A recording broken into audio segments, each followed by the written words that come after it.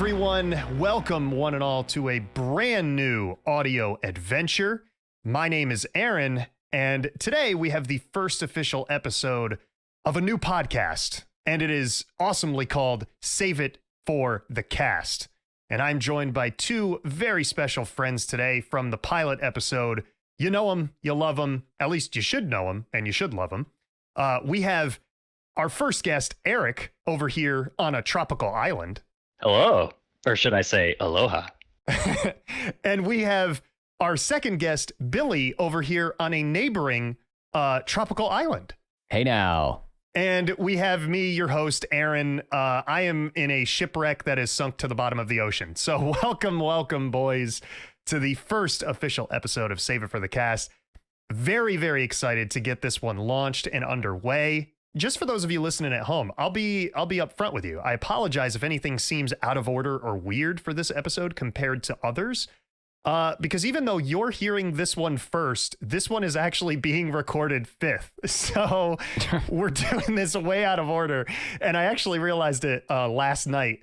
We're basically like, this podcast is like us time traveling back and forth. So like We recorded the pilot episode first, then the second episode second, but it's actually the third episode. But then we recorded the fourth episode third. And then I recorded the third episode fourth, and now the fifth episode first. Confusion. Yeah, I just even confused myself in the explanation there. But we'll move past it, as we always do here on the podcast. And the reason why everything has kind of been jumbled up is because this first story was one that I had pencil marked or earmarked to actually start off the show. And it's probably one of, if not the best story or stories that I could tell on this podcast. But the reason why I wanted to make sure I could tell it properly is because it actually involves two other friends that weren't able to make the episode recording of this podcast. So we ended up defaulting back to the two boys that you're comfortable in hearing. We got Billy and Erick here. And Billy was actually somewhat involved in the story. He wasn't there, but he was included on a phone call after the fact. So I figured it would be appropriate to have him on as well. And yeah, I figured we just start off the podcast with a banger, if you will. Pun not intended. Please. So as you guys already know what episode we're recording today, and the audience, you can tell by the title of the episode, which should be probably called, I think it's like tentatively at this point called Strip Club Adventure. You guys could probably guess what's going to happen. It's not a secret or anything like that. But nonetheless, it's still one of, if not the craziest stories I have to tell. So I just wanted to tell it for the first episode. So any comments from you gents before we actually start off the story? I'm just intrigued because it's so long ago that like it was like it was like a repressed memory for me. Like you being like, I have this idea to talk about this. And I was like, holy shit. Like I completely forgot that happened. But like I knew it happened and I remember that moment. But yeah. That was quite a bit ago. Yeah, it's actually been, I think it was it's been 11 years now because this happened in January of 2010. Actually, funny story, before we start the story, Bill, you have just said the secret catchphrase of the day, which is "that's wild." Ever since we've been recording this episode, you're the one who started saying it, but that's now wild. You've got Erick and I saying it, and we say it all the time. Oh yeah, I say that all the time. That's wild. So whenever we end up launching a merch line for this show, it's just going to be, the first t-shirt is going to be "That's Wild" with like a Save It for the Cast microphone. So we already got the first one out of the way, so that's appropriate.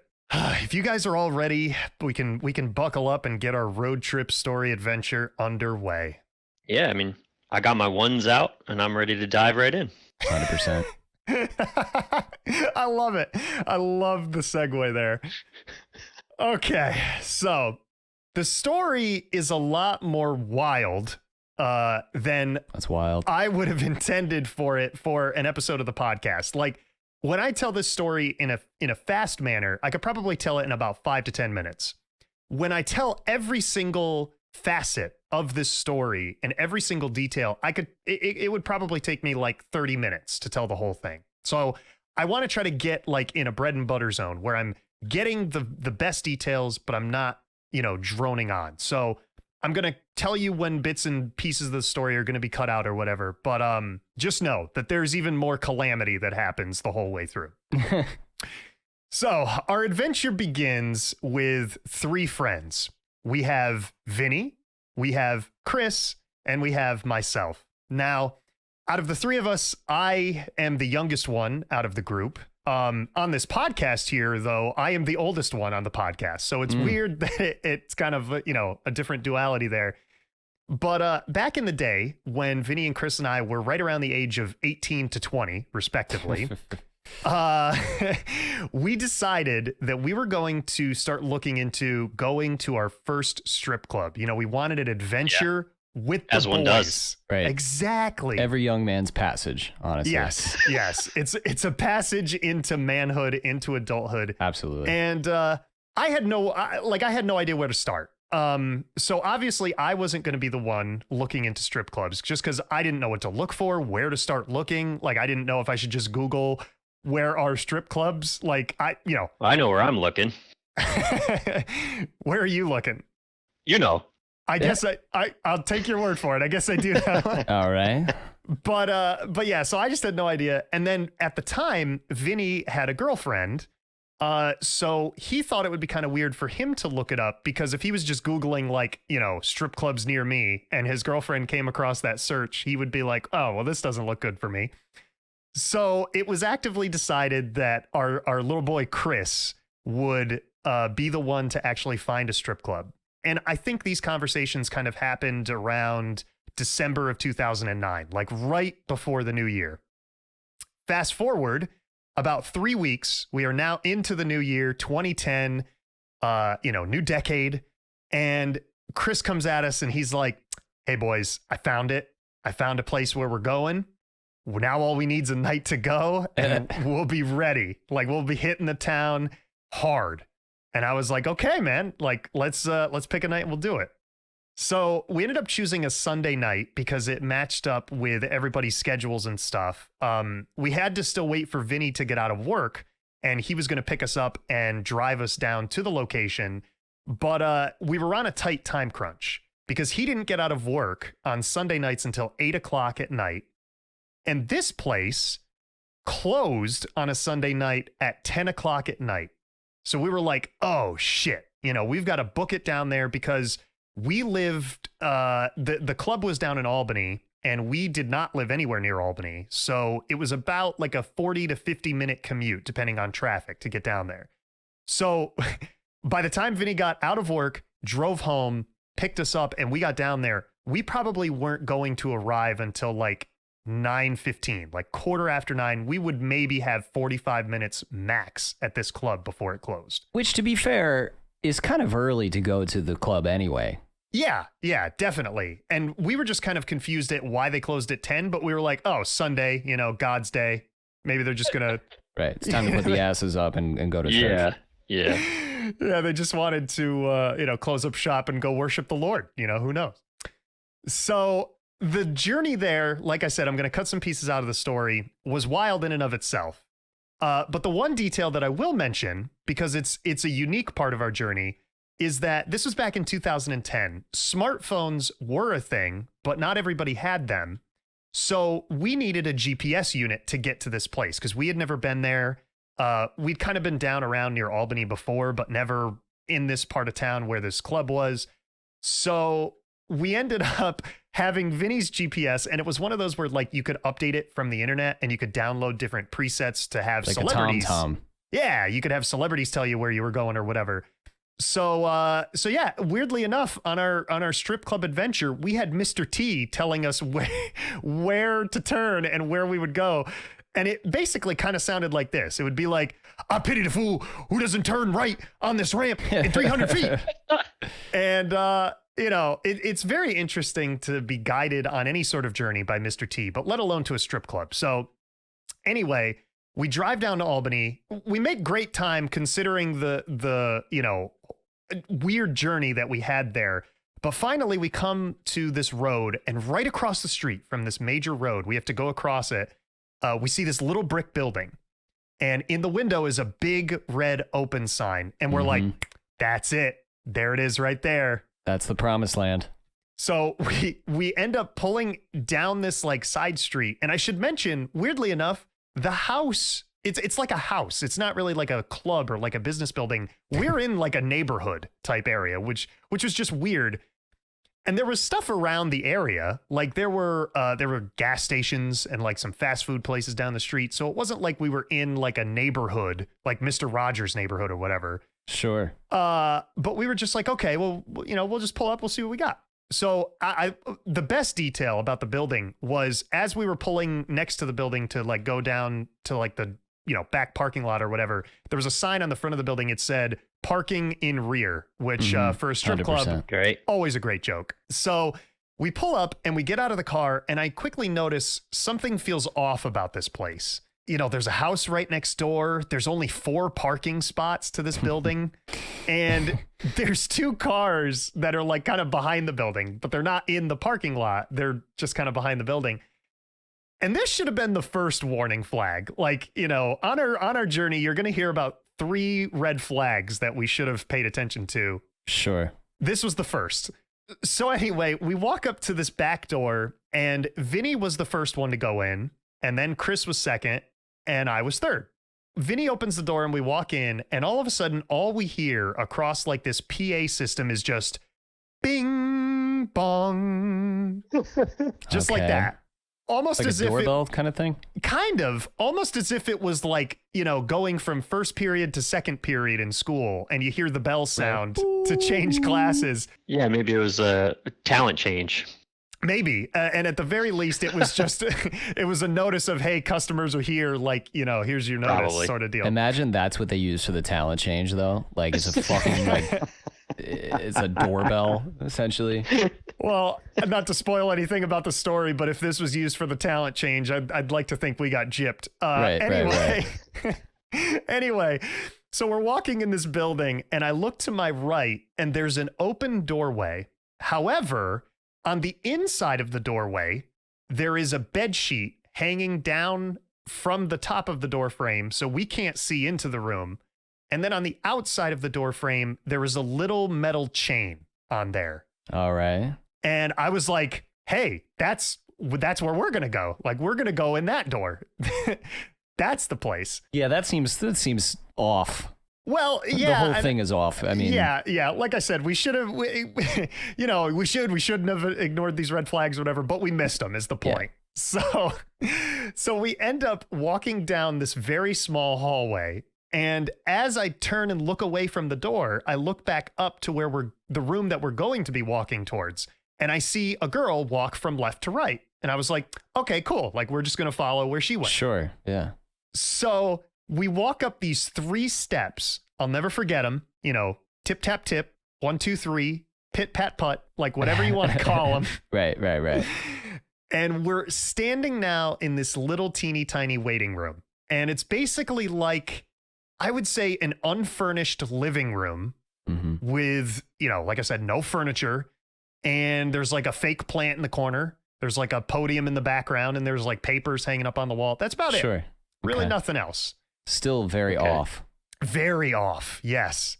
Now we're greeted by 2 young women standing before us. And I will describe these women to both of you and to our listeners in the order that I saw them. So the first woman that I saw was a very tall girl. And I would say she was about 25 to 30. But for the sake of the story, whenever I tell it, I would like to say she was 26. Like, for whatever reason, that number just stands out to me. All right. So I have this tall 26-year-old woman with like dark brown or really black hair. And it's up in like a top bun. And she's wearing like a whitish gray t-shirt and pajama pant bottoms. Big red flag right there. Huge. Yeah, that's unexpected. Oh, wait a minute. It gets so much worse. Definitely not the first thing you would expect to see when you were going into a strip club. No, I don't want to see pajamas. Okay? Yeah. I don't even want to see pants, quite frankly.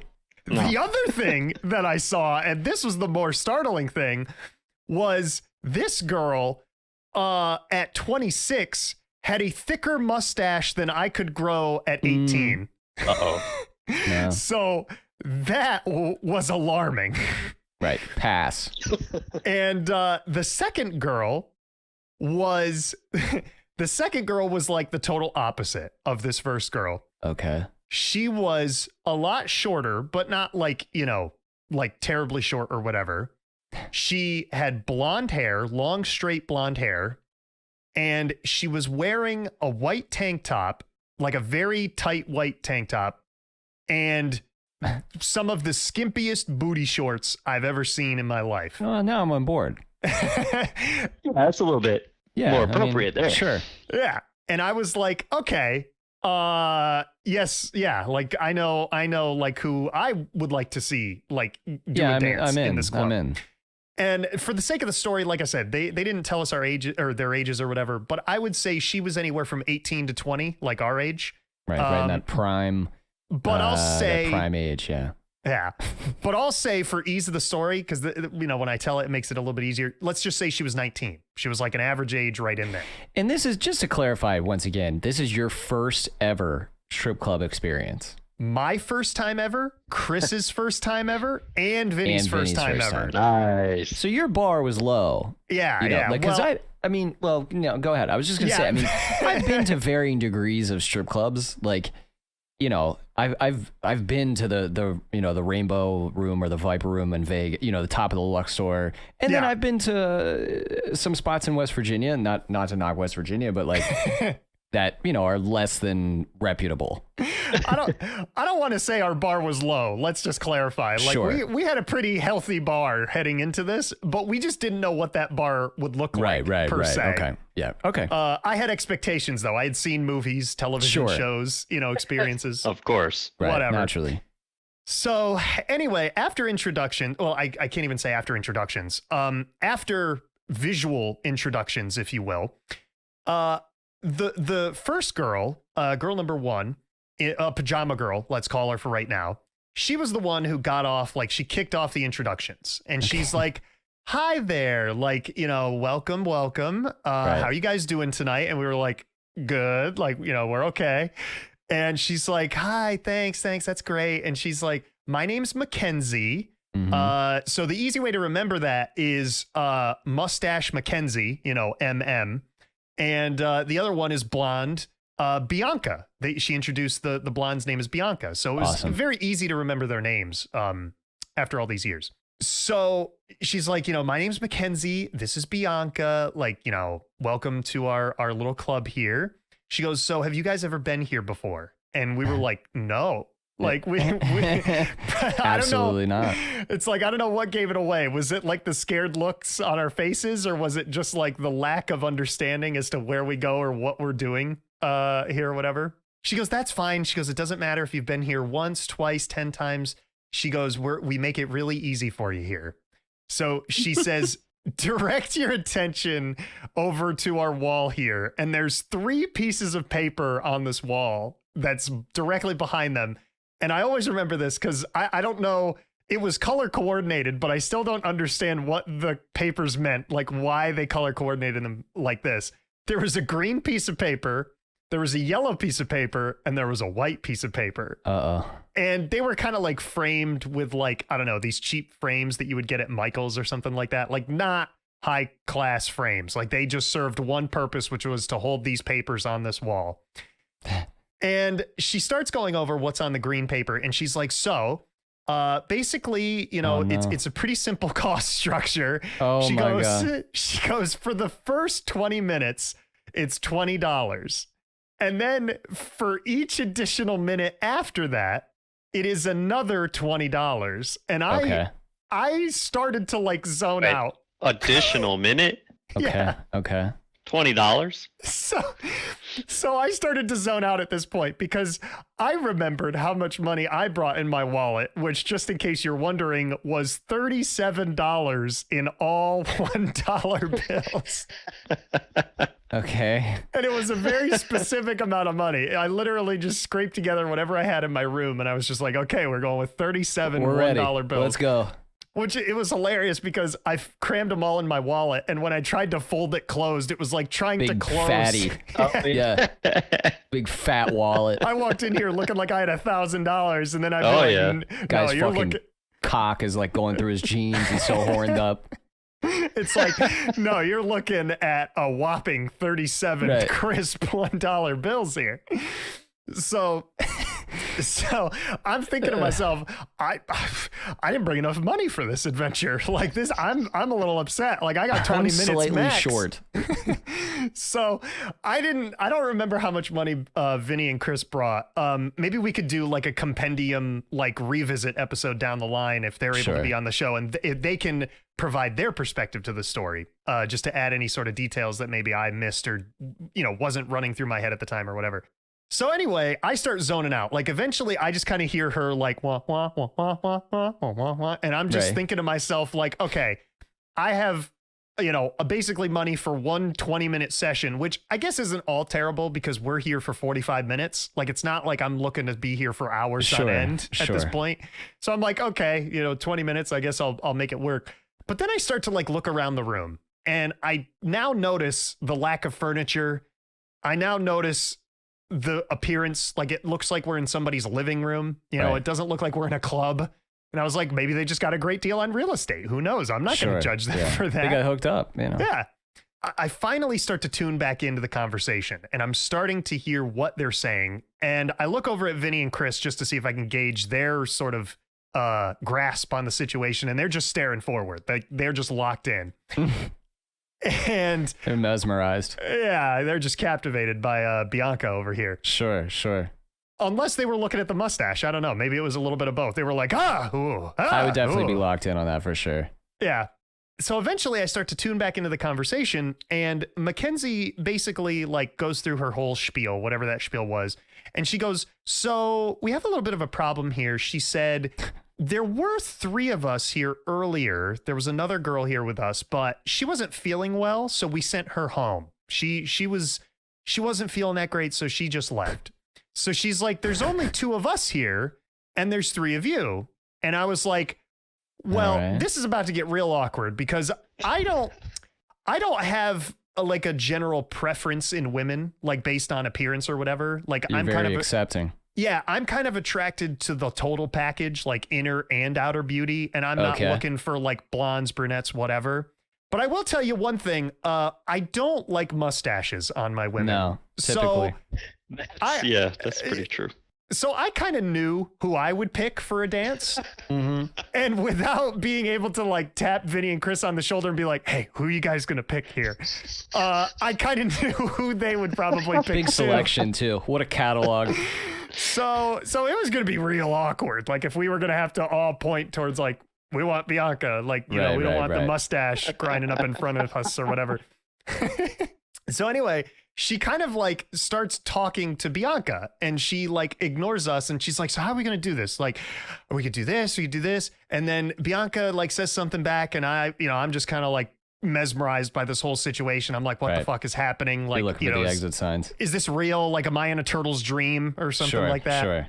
So eventually she says something that kind of catches my attention back, and she goes, so like, are you just going to do a session with like 2 of them? And then she goes, well, yeah, I've done sessions with 2 before. That was Bianca that said that.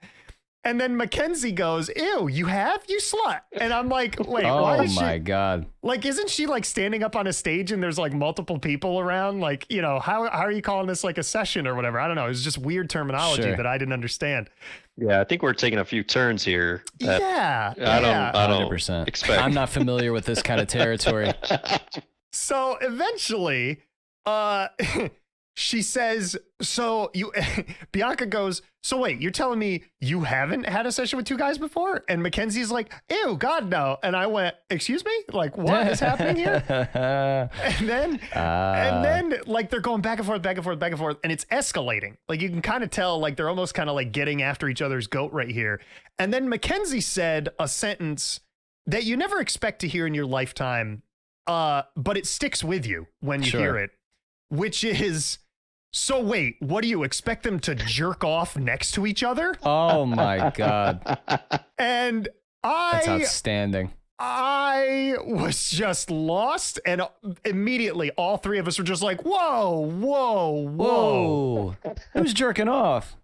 Yeah, like, I don't know what you're on about. Like, what the hell is going on here? And she goes, well, yeah, where did you guys think you were? And we were like, a strip club? Like, basically, like, what they're insinuating is this is like a whorehouse. Like, right. It's like a brothel. Yeah. And then she starts to describe what this place is. And she actually starts to go into detail. She's like, so basically what this place is, it's a place where you guys can come and hang out with us. Literally. Well, yeah. Yeah, actually. And the more comfortable that you all get, the more comfortable that we all get. And that was the exact phrasing that Mackenzie used. Still kind of cryptic too. And and I was just like, what is happening? And right. I look at the sign, you know, like, because at this point I'm just like, I need rules, I need structure, I need my happy place. Like, what is happening? So on the sign, it basically says like no touching. That was like one of the rules. So I'm like, there is definitely touching happening in this building. Somebody's touching. Yes. And then she kind of sensed our hesitancy at this point, or like just our like baby giraffe legs that were like clicking at our, you know, our knees were clicking. We were just like, what the hell do we do now? Like, you know, we did not expect this at all. What's the next move here? Yeah. So she kind of could sense that. And eventually she kind of just throws us the merciful lifesaver of a phrase, which is, listen, why don't you guys come back when you're a little bit older, when you're a little bit more open to the experience, and we can all have some fun then. And I was just like, cool, case closed. Yeah, like, I'm out of here. You know, I really think I wouldn't have been surprised at all if Vinny continued forward. Really? I feel like I would have continued forward too. Fuck it. What do you have to lose realistically? Well, the reason why I'm so surprised is because at the time Vinny was dating. I mean, sure, yeah, but you're still there. Yeah. He's already come that far. Right. So it's interesting that you both would say that. Bill, I expected you to say what you said, that you would definitely go. Yeah, I mean, I'm trust me, anytime I'm making the conscious decision to go, I'm going. Yeah, you're prepared. You're there. And pretty for the much experience. nothing's going to stop me. Like, yeah.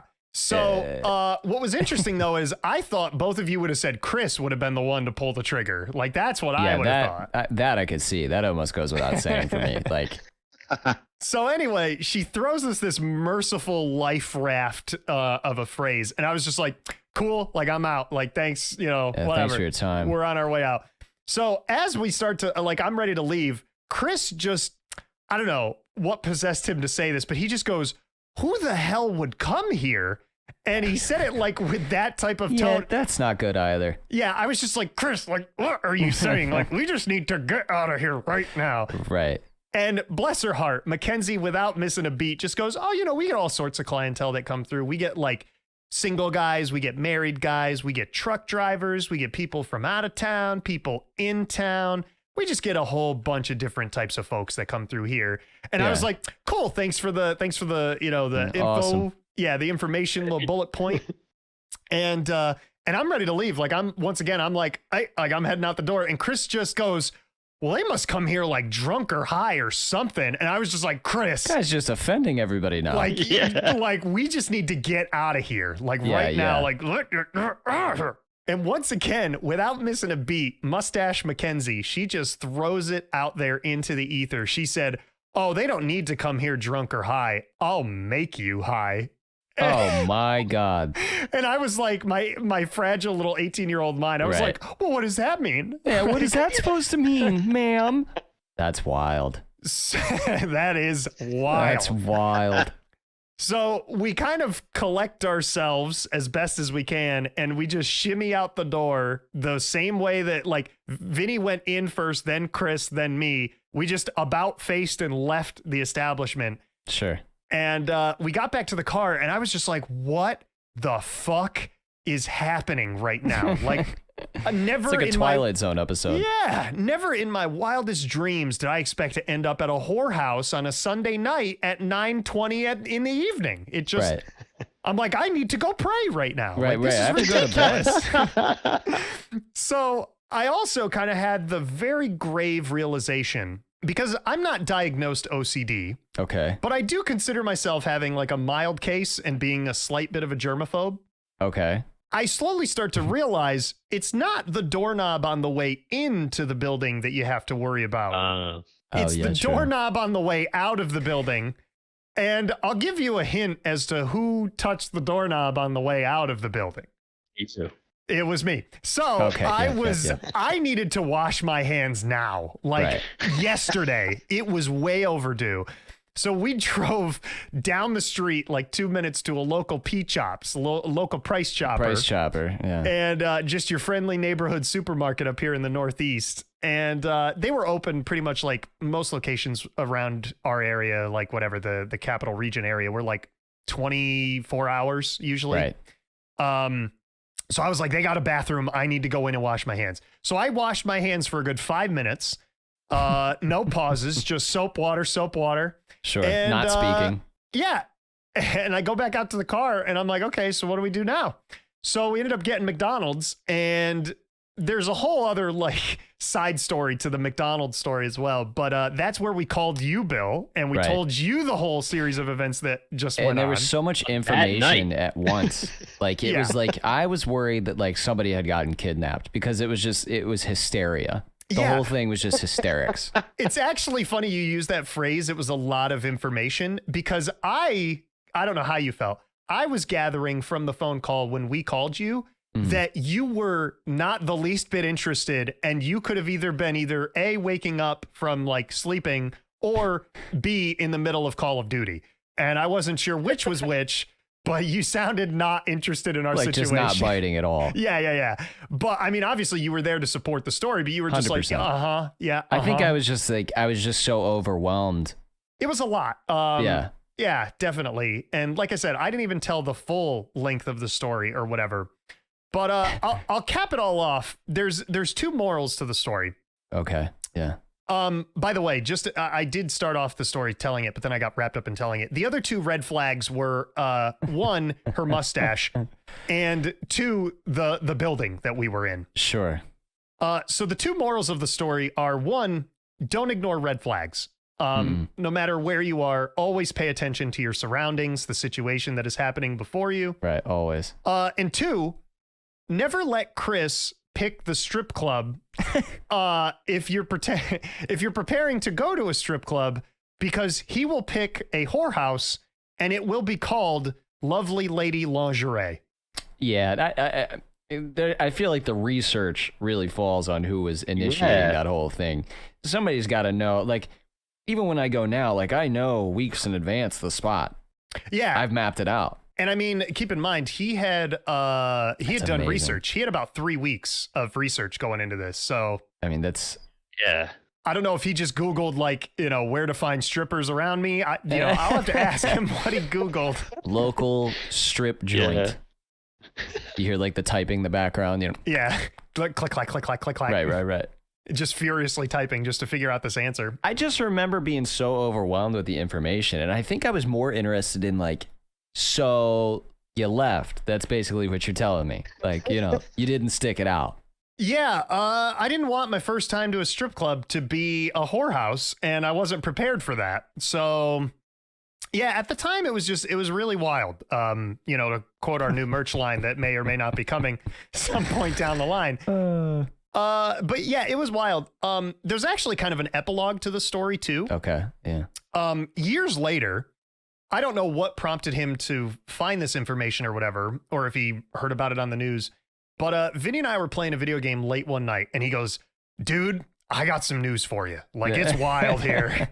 And I was like, "Yo, lay it on me. Like, what you got?" Like, I'm just expecting a story or whatever. And he goes, "So I found out that the place that we went to all those years ago, which at this point was probably like 5 or 6 years ago." Now when you're young men now. Yeah, when he was giving me this update, he's like, that place, Lovely Lady Lingerie, is closed. They're no longer open. And That's I was like, that's not shocking. But I'm like, do you know why they closed? And he's like, well, apparently, oh boy, they were found as a front for a human trafficking ring. Oh my God. In Albany.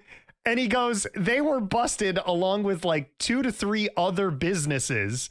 And one of them was a laundromat, which I was just like, okay, I did not expect that in a human trafficking ring. You know, it was like a front. Sure. But yeah, apparently they were busted.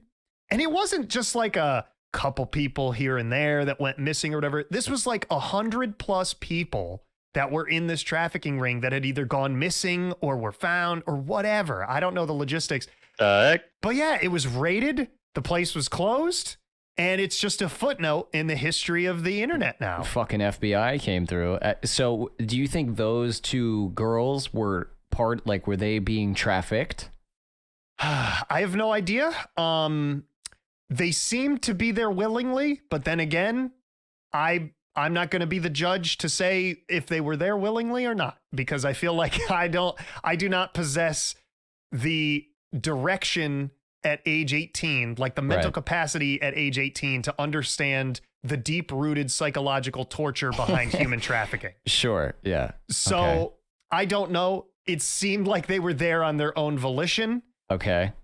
Well, they didn't seem to be like down about it, you know, like it seemed like they were okay. Yeah. They were like, hey, you know, we're here for you. Like, at least they had, I guess, the right aspect or the right mindset for a service industry, if I can call it that. Yeah, sure. Why not? I don't know. When they closed compared to when you went there?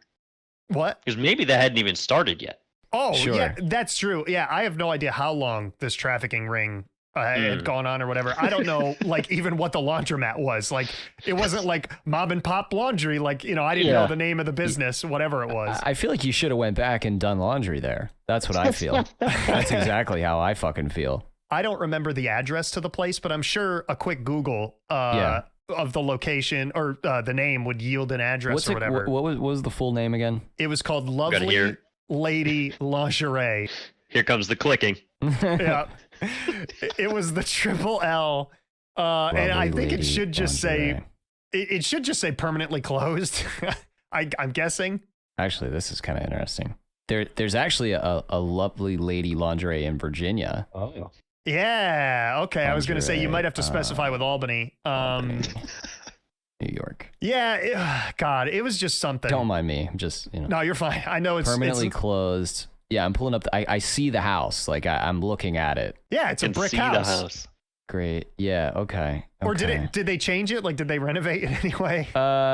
What it's looking at is like a white house with a red chimney, or there's a red brick building that's a house. It's the red brick building. Okay, so now it's called the Great. Oh boy. It's called the Great Wall Spa. What? No, really? Or at least that's what comes up on Google. But I see exactly what you're talking about. Really? They've repurposed it for a spa? Either, I don't know how recent this picture is, but what's interesting to me is not that that's what's occurring there, but it looks like a rub and tug joint. Yeah, there it is. The Great Wall Spa on Fuller Road. Holy shit. So what I propose is you gotta go back. Yeah, you might as well. So if you're looking at this Google image, like I'm going to include this on the visual portion of the podcast on YouTube. Like if you're looking at it, we drove down that left driveway, like just pulling on from the road. And there's that white house right next to it, which apparently now is a barber shop or. Yeah. Love that. Smoke shop. What does this say? There's barber shop, Your Perfect something salon, and then there's a Chinese food place, and right on the sign there it says parking in rear. Yeah. Holy shit. So they moved it from the building. That's awesome. There is a parking sign on the building. It looks like that would say parking in rear. But so yeah, where was this house. Laundromat at? I have no idea. That might have been like down the road or sure. It may not have even been in the same place. But like if you're looking, awesome. I don't know if you're still on Google Street View, Bill, but like if you look over on Catherine Road, that's where we came out and we looked across and we saw this brick building and we had to get out on this road and then turn into the actual place. What an area, honestly. Yeah, it really is just a house. It's just a house. Yeah, I was going to say, Eric, do you have it pulled up too? But you do. That's a red flag. That is a red flag. Usually you're looking for like a building that's like really ominous, no windows. It's always like really high paneled. Like what is this? I mean, looking down the street, there's a Subway and a Freihofer. So I mean, I felt safe. Yeah. What's a Freihofer slogan? Eating good in the neighborhood, Freihofers? See, I don't even know what that is. You don't know what a Freihofer's is? Oh man. No. Oh, it must be like a Northeast thing. They're kind of like a bakery. Like they make like cookies and baked goods and stuff like that. So yeah, basically if you can imagine the front of this brick building where that front door is, that was that little room where we were standing. That's awesome. And they must have been in the room on the right that we're looking at, like the room that says 28 Fuller Road or whatever. Sure. They must have been in there, and then they walked across that threshold past the door, and they were standing kind of over by that other window. And wow. Yeah, it's definitely a memory that I have in life, for sure. Yeah. See, like I guess not knowing, you don't know what to expect. Like looking at that now, having been to however many strip clubs, immediately I'm thinking, well, first of all, you can't hear any music outside, and you'd be able to, right? You're going into the strip club, that shit's banging. Yeah. That's the first red flag. Here's the other thing, too. We were all below the legal drinking age of 21. So for sure. like all strip clubs pretty much have that age that you have to be 21 or older to get in. So we were looking for a place that maybe not necessarily was a typical strip club. It was just a strip club-esque type place. Yeah. Like, what do they call those other types of like clubs and stuff, like a burlesque bar? Yeah. Like some type of gentleman's club or whatever, where, and maybe it would have been like that. Like it wouldn't have been like your typical strip club or whatever, but just something like that. So fuck, we didn't know if this was a private operation, a business. You can't be expected to know all this. Was this a tax write-off for some corporate conglomerate? Like I had no clue. I'd be weirded out by that. Apparently it was a whorehouse that was a front for a human trafficking ring. So you could have, in theory, you could have had a good time with it. You got freaked out. I get that. The sign said no touching. I'm sure there was a lot going on behind closed doors. Yeah, it seems like there's some touching. Or open doors that have sheets on the inside of the door frame. However their operation went. Yeah. Yeah, I mean, you also said you kind of zoned out when she was talking about the papers on the wall. I want to know you heard the green one you said? Yeah, the green one was the one that was saying like, hey. What was the white and what was the yellow? Yeah. I don't know. It's just that much happening. I'm pretty sure the yellow one was a list of rules, like no touching, no, I don't know, no fingers. Like I don't know. I didn't read the list. They're all pretty basic. It's either, and it changes state by state, because what you said about not being drinking age in West Virginia here, you can go at 18. Oh, okay. And that's like the big coming of age moment is going to the strip club when you're your 18th birthday.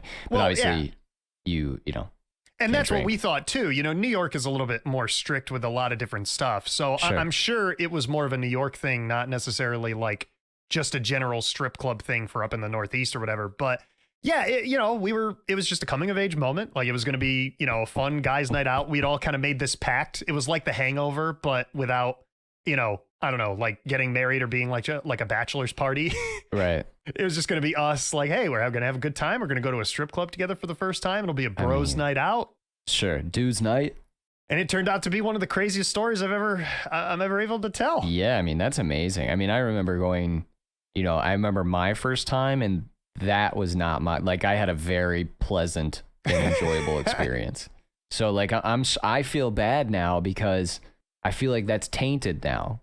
And you're going to be scared. First of all, you don't really seem like a strip club kind of guy anyway. Yeah. But I feel like now you're tarnished. Like you're never going to go back. Yeah, I'm sure people have been thinking about this, or maybe wanted to ask the question. I've never been to a strip club since. I've never gone to a proper strip club. I've technically never been to one. Yeah. Ever. Yeah. I went to a whorehouse.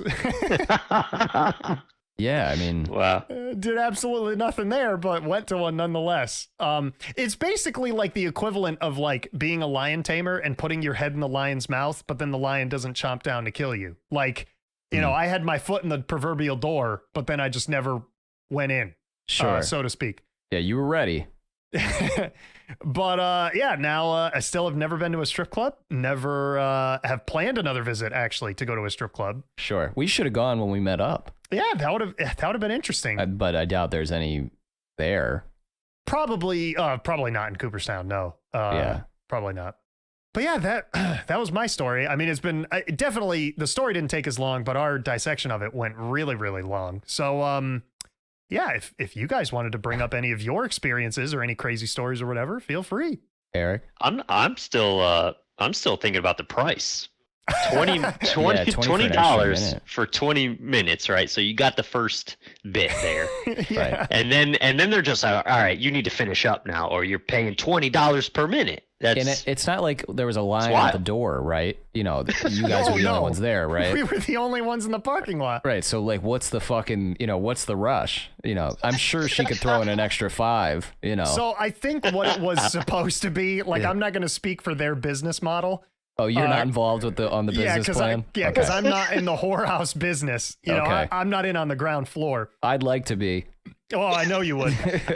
But basically what I think it was if you do the math, if you do a 20-minute session, you're basically guaranteed $20 for 20 minutes. And then if you get 2 more sessions crammed into that hour, that's $60 an hour. That's pretty good. Like that's not bad because it's gotten tremendously more expensive. Oh yeah. And what's even better for what are you trying to say, Bill? I don't want to be portrayed poorly. Oh, I know, it's fine. Yeah, this is the first episode after all. But yeah, so and then I mean, if they go beyond that, so like even if they, like Eric said, if they go a minute beyond that original scheduled 20 minutes, that's an extra $20. That's huge. That's wild. Pure profit. Oh, I said it. I didn't even realize I said it. Yeah, there you go. That's actually crazy though. Like usually it would be like 20 for the first 20, and then like every 5 minutes would be like $10 or something like that. Whoever was running this place, it's like calling California psychics. Like you pay $1 a minute after that or something. Yeah. less steep of a price increase. That seems pretty extreme. I guess if I was there, like I'd really be working hard to get it done in the first 20 minutes. Yeah, I mean, you gotta be ready. I think what would be the most limiting factor is, like I said, they mentioned the more comfortable you get, the more comfortable we get. What if I was at my most comfortable jeans on? Like, sure. That's how comfortable you are. Yeah, they're not getting you out of there within 20 minutes. Like, I mean, that's all I'm saying. That's very interesting, actually. Yeah, like that's very expensight. You're telling me. Here I am with my little $37. $37. Yeah. That ought to cover it. It's a very odd amount too, because I specifically remember I was like, man, I got to get some ones, because I don't know if I was necessarily going to make it rain, but you know, like I want to make sure I have enough to tip. And it was funny because I didn't plan on getting a lap dance. I should also make that perfectly clear. I was just going for the show, just to say that I went. You know, the ringing in of adulthood, if you will, manhood. All right. And you know, so I was at home and I think I had like, I don't know, $30. And then all of a sudden I was like, yeah, do I have anything more? And I found like $7 like in my dresser drawer or something. I was like, bingo, there we go. There's the top off. Perfect. Yeah, I don't know. You had a very poor experience. Yeah. And I'm sorry for that. Truly. I should have left a review. I should have been like, well, you know, they were at least nice about it. Like, wasn't for me. Didn't come with a brawn razor. Not my cup of tea. Right. That's terrible. However, the clientele or the you know, the proprietors were very nice. Eric, do you remember your first experience? We have to clarify it. Yeah, I mean, it was pretty good. It was like your standard, what you would expect, I guess. I didn't have anything wild. Okay, it was just like running. But did you have a good, like you didn't have an unpleasant experience? Like you didn't get back in the car and you're like, what the fuck just happened? Gotcha. Okay. So where did you go? It was Did you just go to a standard. strip club up here, Eric, or did you go No. down where you are now? Yeah, it's been down here. Okay, so you had big city strip club. Like you had like big Yeah. old time. Like it wasn't little podunk town strip club. Yeah. Oh man. Did you get a Well, yeah, it was dance? standard. Like a private dance? No, or? no. I just went in same idea as what you were thinking, right? Like I was just there for the sights. Yeah. So you didn't jump in. You weren't ready for it. No, I just Okay. wanted to kind of float around in the water. I Yeah, guess. wade in the Okay. kiddie pool. You don't want to go in the deep end. Now the secondary and tertiary times that you've gone, assuming you've gone, have you dipped into the water a little bit more? Or are you still just you hang around the outside of the room and see what's going No. on, get a fucking vibe? I only went that one time. Okay. So it I wasn't for you. appreciate Gotcha. how tactful you're being with this, Billy. Like you're Yeah. really. Well, it's. Go ahead. Oh, I was just going to Silence. say, now we're all silent. Nobody wanted to talk over each other. I was just going to say, so now we've gone over my horrific first time. We've gone over like Eric's parlay into the scene. I can only imagine some of the stories that you have accrued over the years. Yeah, I mean, I Mm. hold on a second. Hold on, I gotta itch my leg. Is that a metaphor? Like, what? So- I don't know.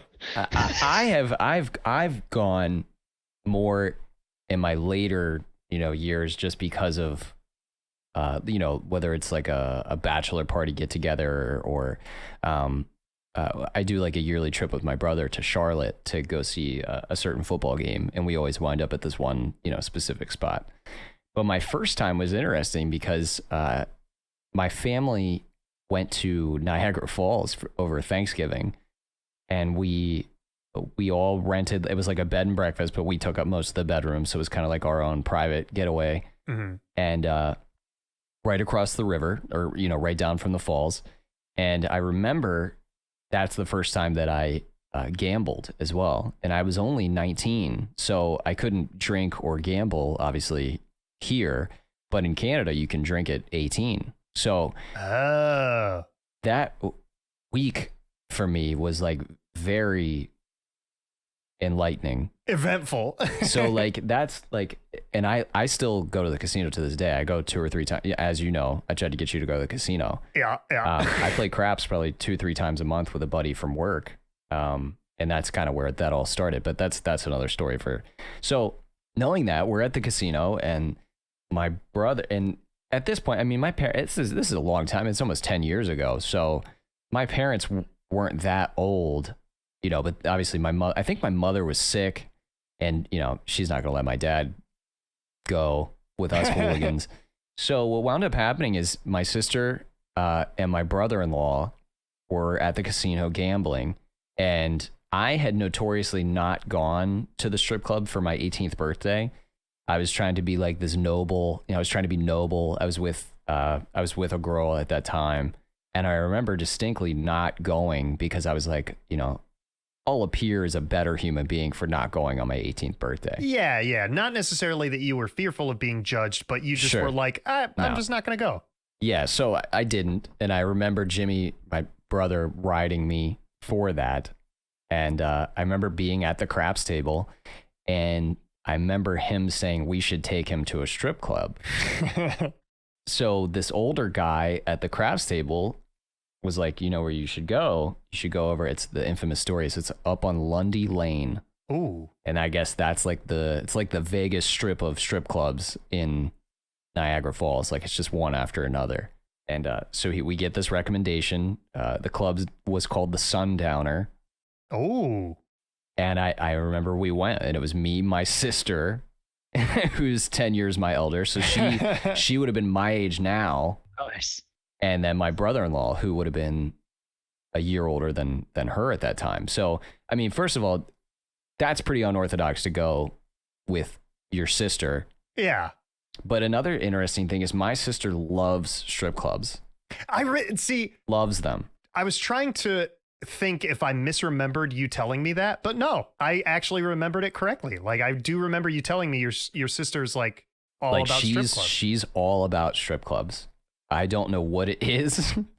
She definitely, yeah, she was ready to go. She's ready, and like she'll sit and talk to a dancer for hours and just hang out, like, you're so pretty, I love your back, the whole 9 yards. It's almost like a safari for her. She's like, it's wild. And she's like big on, I guess, seeing pleasure in others. So like she'll buy it. Like she bought, I'm pretty sure, I don't know if she bought it or Jimmy bought it, but bought me my first lap dance. Oh man. Now, another interesting thing about Canada is the rules are a little bit less strict. So you can touch. The only rule is you can't penetrate. Literally, that's on the door. What? So in Canada, it's full nude too. It's a free for all. So Holy my shit. first experience was excellent. Like, and I remember distinctly halfway through the night, it being like, probably 1:30 in the morning, Danielle being like, don't expect this when you go back home, because like this is not how it is in West Virginia or wherever, and it's definitely not. So like my experience was wild, and I won't get into too much detail. I'll tell you both like off, just 'cause I don't know how racy this can get, but I have it marked on all the sites as being explicit, so you'd be free to tell whatever you want, but obviously for privacy's sake, if you'd rather say... I'll tell one story basically. So so we're there. I'd had a couple lap dances. My sister and her husband got a couple couples dances by themselves. Nice. That's awesome. Where they took them to a private room, and I was just this 19-year-old kid sitting in the middle of a strip club in Canada by myself, basically like, trying to process all this information. I mean, at that point, I had, I wasn't a virgin, but I'd never seen that much nudity in my life. Yeah. And I was just like, this is fucking insane. Forget throwing you in the deep end. They fucking threw you in the ocean. Like I'm in. Yeah. And I'm drinking beer. I'm 19 years old. I'm drinking beers. I'm probably fucking hammered out of my gourd. And then there's just titty. It's just crazy. Everywhere. So I remember distinctly after they had come back from their couples dance, we kind of had a table and we were just talking, and like, I was like smiling from ear to ear because I didn't know how to handle it, And I remember my sister was on my side of the table, and I think my brother was on the opposite side of the table, and something like nudged the back of my sister and I's chair, almost to the point, kind of like a kick to the back of an airplane seat, like, something jolts you. So what's your immediate reaction? You turn around to see what hit you. So I turn around and like literally my fucking heart started beating so fast. Two dancers are on the table behind me. It's there's some guy, or, I think it was a husband and wife, tossing money on these two girls, fully nude. And I think about these tables as like, did you ever, like, where you guys are, do you have like that one like local pizza place that's got like the small square tables? Yeah. You push up the little metal chairs next to them. And they don't have a base. Like they have the 4 metal prongs that go out in all directions to balance it. Okay. Exactly. So it's not a high table. It's not a big table. It's a pretty small, it's like a card table. Yeah. Pretty much eye level. Yeah. Yeah. So like when you're sitting. Yeah, exactly. So I turn around, there's two dancers trying to be diplomatic. Yep. And they were going down on each other. Oh, wow. They were literally 69ing on the table. Now, again, I'm drinking, I'm 19 years old. I feel like we were just staring. I mean, my sister was like, oh my God. You could do it. It was a free for all. Yeah. And I'll never forget that. And that's still to this day one of my favorite experiences. Memories. Because it's truly, I've never been to an establishment like that before, and it wasn't like dirty. Like I never felt dirty. It wasn't like I don't know. It's a totally different culture. Like it's a different environment. Yeah. And I remember my brother-in-law was thrown off too, because when you go up there, if you know that you watch a movie and a guy goes to the bar and he's like, I'll have a beer. And the guy brings him a beer, but like he didn't specify what he, I always never understood that. Like, oh, I'll have a beer. Does the guy just pick a random beer? Yeah. And give it to him? So in Canada, they have Molson, which is it's basically Coors Light for Canada, and it's the same brand. They own it. But if you can say, I'll have a Canadian, and they bring you a Molson Canadian beer. So they do have that kind of cool thing. And I remember my brother-in-law was so flustered that he went up to the bar and like kind of did like the casual, like slap his hand down on the bar, lay this on me. And he asked for 2 Canadas. He said, I'll have 2 Canadas, Chief. And the bartender just kind of laughed at him because he was like mesmerized at what we were watching. Did he throw down a Chief at the end of that? Like, did he really say like, I'll have 2 Canadas, Chief? I think I've added the Chief later on renditions, but he's kind of let it go. Because that would have just been funny. Yeah. I mean, but it was wild. And I think it's still a club. And like to this day, we've talked about like, we have to go back. Well, I'll tell you what, if we manage to all 3 of us take like a road trip, like a Save It for the Cast road trip, we know where we're going. and I've now been back to several strip clubs with my sister and brother-in-law. And it's like the most weird and bizarre, but like totally normal thing for me. Well, I should also say, like, I don't know your sister that well, but she's very personable. Like, yeah, she's outgoing. Yeah, I remember, I think this was years ago, but we were playing, I don't know if it was Call of Duty or Minecraft or something, one afternoon, and you were like, oh, like, I can't talk too long, but I just wanted to get on and say hi. You're like, my sister's visiting. And like, you were talking to me and all of a sudden you just go, hold on. And I thought you were like getting up to like go talk with them or say something to the family or whatever. And all of a sudden I just hear this voice come over the microphone. Hello? And I'm like, hi. And she's like, who is this? And I said, this is Aaron. And she goes, oh, you're Billy's friend, Aaron. And I went, is this Bill's sister? Yeah. And she's like, yeah, hi, how you doing? Like, I'd never talked with her ever before in my life. And I felt like I knew her, better than some, people I know in my personal life just after a little conversation. She's pretty outgoing. Yeah. But that set the tone for my experience with clubs moving forward. Was that first time going with my sister. It's kind of weird to say this, but I feel like not only should we have like the Save It for the Cast road trip, but we should invite your sister and her husband on the trip too. Oh yeah, like they'll be 100% down too. Yeah, we'll have we'll pack the car, we'll make it a weekend, and just see what happens at the club. It's a wild. And looking back on it now, it's even crazier to me thinking about it now. Yeah. Well, does anybody else have any other stories that they want to share for this inaugural, the first ever official episode of Save It for the Cast? While we've been doing this, by the way, this is off topic. I've found a couple pictures from the Sundowner. And this picture will give you an idea of like how unconventional it is. Like I'm putting it in general chat right now. I was going to say you're putting it in general chat. Oh, hell yeah. It's just crazy. Like you couldn't do that here. Not at all. I'm trying to find a picture of the tables, but what you can't see is behind the picture, like behind the woman, basically with his face in her boobs. That's actually Bill right there. That's me. Yeah, that's totally right how big my arms are too. Total fucking badass. Exactly. You're just jacked to the gills. Right. I don't know if you've ever seen me, but yes. You have a tribal tattoo on your right arm too. Yeah, 100%. But yeah, I mean that gives you an idea of right there. Like you couldn't do that at a club here. No shot. Look at that one dude over to the left side of the picture with the green wristband. He's just invested in the event. Yeah, because he's thinking the same thing I was thinking. Like, what is going on? Oh, this is awesome. What is going on? Oh, God. That's the deal. Can you pick out your table? Like, looking at this picture, can you be like, that's I'm trying where to find a different picture of this room because, like, it's not big either. It's not a big establishment. I'll send you guys the website.